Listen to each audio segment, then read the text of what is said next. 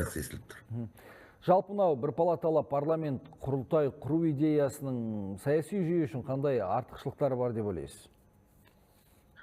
Жалпы өздеріңізге белгілі, еліміздің президенті Қасым-Жомарт Кемелұлы Тоқаев өзінің қыркүйектегі жолдауында осы екі палаталы бір палата құру жөнінде ұсыныс тасталған. Жалпы бәрімізге белгілі, парламенттің сенат, мәжіліс өте өзінің керемет 30 жылдың ішінде 30 жылдан астам өзінің керемет жұмыстарын жасады.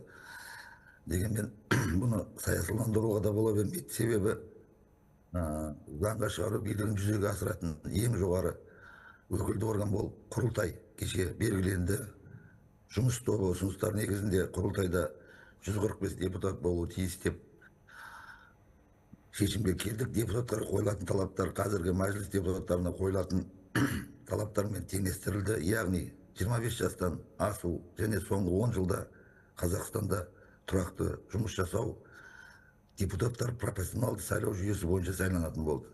Мемлекет басшысының жолдауындағы бастамамен сәйкес келетіндей осындай жобалар жасалынып жатыр. Қазір өздеріңіз білесіздер, халықтың талқылауында бұл мәселенің барлығы.